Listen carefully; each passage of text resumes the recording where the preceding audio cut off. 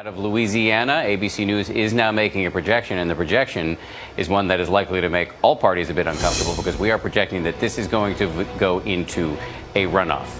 The three candidates there, Mary Landreiu, the incumbent Democratic senator, has been running against a representative, Bill Cassidy, the Republican, and then there's another candidate in the race, Mr. Manis, and this is a state where you need 50% to be declared the winner on Election Day. So we're now looking at a runoff. Let me just tell you about one other development tonight, and then I want to ask Rick about Louisiana, because, of course, that is a consequential development. But we also have the personhood amendment, which was on the personhood, I believe is an amendment on the ballot in Colorado, which would confer personhood upon the unborn. And ABC News is projecting that this will not pass.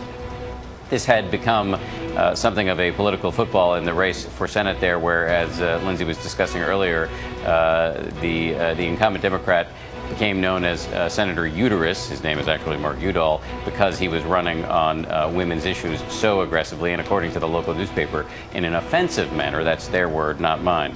But let me get back to Louisiana a second here with Rick Klein.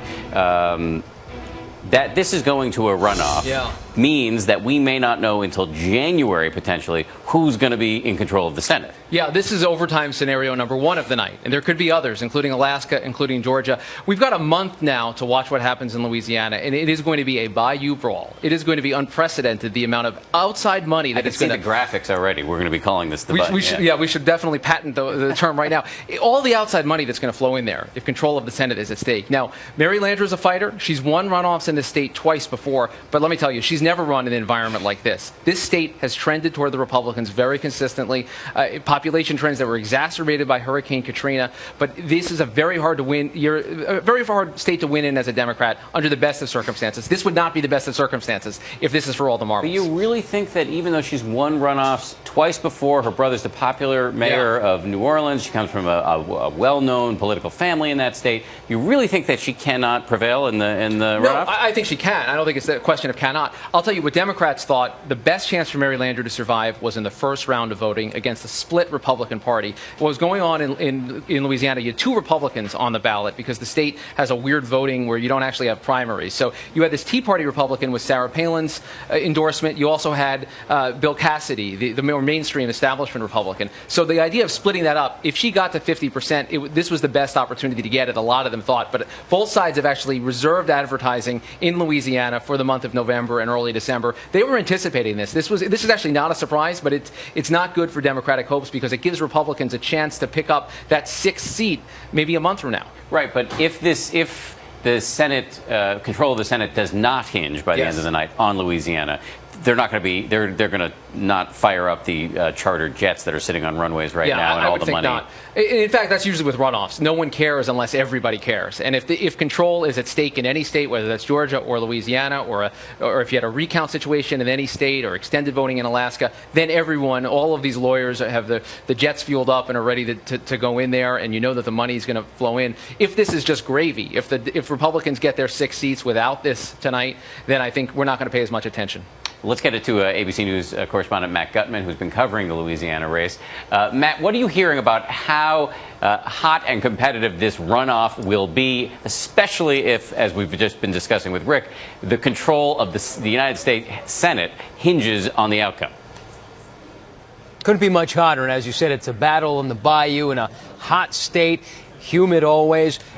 There's been a lot of money spent on ads already, about $35 million on Louisiana alone, to the tune of about $8 or $9 per vote. That is a tremendous amount of money. And that is probably an indication of what you and Rick said we're going to see, which is a fierce battle over that one seat. Now, this has been something that Landreiu saw coming. Everybody knew that if she didn't take it, it is going to be very hard for her, the incumbent, to be able to take Cassidy in this runoff. And there's a lot of time. I mean, you guys mentioned till January. That is a tremendous amount of time for people to build up Cassidy's ground game if it's not strong enough already, and to be able to battle her on her own turf. Voters have been disaffected with some of the things that they're seeing from Landreiu. One of the things is that, of course, she's an incumbent. She is a Washington insider, something that rankles so many people.